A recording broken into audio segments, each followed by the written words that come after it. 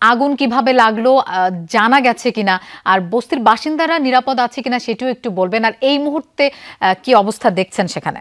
মুহূর্তে আসলে আগুনের যে তীব্রতা, আগুনের যে ভয়াবহতা, সেটা আগের মতোই। আগুনের এই তীব্রতা, ভয়াবহতা একটুও কমেনি।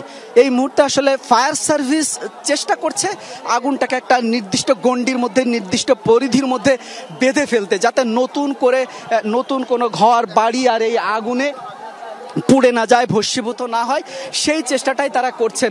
তবে ফায়ার সার্ভিসের চেষ্টা আমরা বলবো অনেকটাই সফল হয়েছে, কারণ আমরা শুরুতে এখানে যখন আসি 5 থেকে 7 মিনিটের মধ্যে আসলে আগুনটা আমাদের খুব নিকটে চলে এসেছিল, কিন্তু এই মুহূর্তে আমরা দেখছি আগুনটাকে আসলে তারা নিয়ন্ত্রণে রাখতে পেরেছেন। আগুনটা বেশ নিয়ন্ত্রণে রাখতে বলতে আগুনটাকে ছড়িয়ে পড়া থেকে নিয়ন্ত্রণে রাখতে পেরেছেন, কিন্তু আগুনের যে ভয়াবহতা, আগুনের তীব্রতার যে ভয়াবহতা, সেটা অব্যাহতই আছে। এই আগুন নেভাতে ফায়ার সার্ভিসকে বেশ বেগ পেতে হবে। তবে আরও একটু স্বস্তির বিষয়, যেটা শুরুতেই এসে আমি ফায়ার সার্ভিসের এক কর্মীর সাথে কথা বলছিলাম যে এই আগুনে কেউ হতাহত হয়েছে কিনা। তারা বলছিলেন যে এই মুহূর্তে তারা আসলে এই আগুনে কেউ হতাহত হয়েছে কিনা এমন তথ্য তাদের কাছে নেই,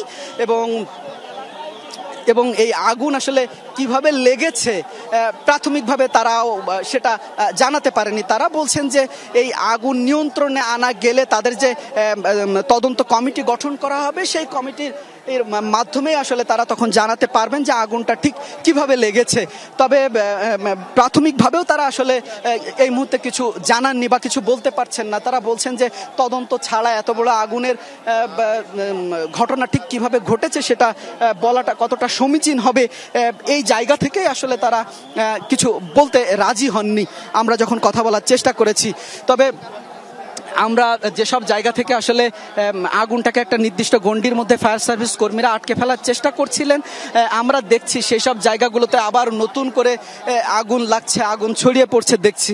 কিন্তু ফায়ার সার্ভিসের কর্মীরাও আসলে একটা নির্দিষ্ট গণ্ডি বেঁধে ফেলেছেন যে এর বাইরে আসলে তারা আগুনটাকে আর কোনোভাবে ছড়াতে দিবেন না, এবং আমরা দেখছি সেই একটা নির্দিষ্ট গণ্ডি দিয়েই আসলে তারা এখনো পানি ছিটিয়ে যাচ্ছেন, এবং তারা আমরা বলবো যে গত 10 থেকে 15 মিনিট আসলে তারা সমর্থই হয়েছেন নতুন করে আগুনটাকে ছড়িয়ে পড়া থেকে আটকাতে।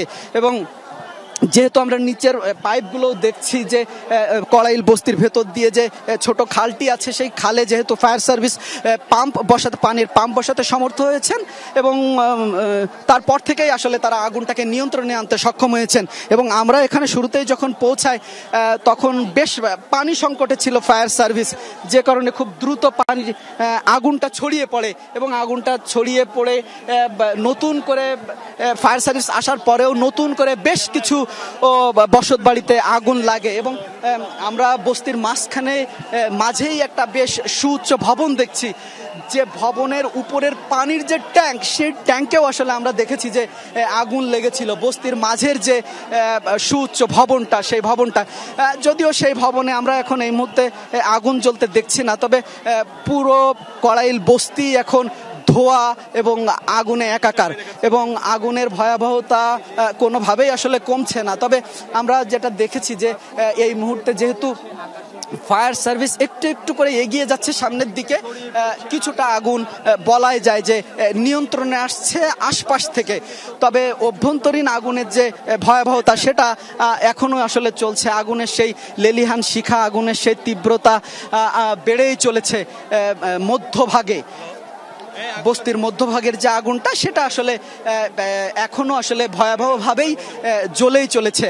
এবং আমরা শুরুতেই যেটা বলছিলাম যে ফায়ার সার্ভিস কর্মীরা আগুনটাকে নির্দিষ্ট একটা গণ্ডিতে বেঁধে ফেলার চেষ্টা করছেন, সেটা তারা বেঁধে ফেলতে সমর্থ হয়েছেন, এটা আমরা বলতেই পারি। তবে আমরা যেগুলো দেখেছি, যেসব বসত বাড়ির আগুন তারা নিভিয়ে ফেলেছেন, সেই সব বসত বাড়িতে আবার নতুন করে আগুন জ্বলে উঠছে, এবং তারা আবার নতুন করে সেসব জায়গায় পানি ছেটাচ্ছেন, সেটা আমরা এখান থেকে দেখতে পাচ্ছি। আমাদের ক্যামেরায় হয়তো যেহেতু আমাদের সামনে একটা 2তলা ভবন 3তলা ভবন মসজিদের অবস্থান, এ কারণে আমরা এপাশ থেকে কতটুকু দেখাতে পারছি জানি না, কিন্তু যেসব ভবনের আগুনগুলো কিছু মাত্রই ফায়ার সার্ভিসের কর্মীরা পুরোপুরি নিভিয়ে ফেলেছিল, সেই সব ভবনে আবার নতুন করে আগুন ছড়িয়ে পড়ছে।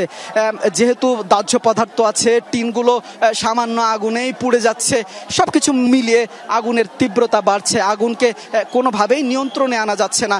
এবং তবে স্বস্তির বিষয়, পানির যে সংকট ছিল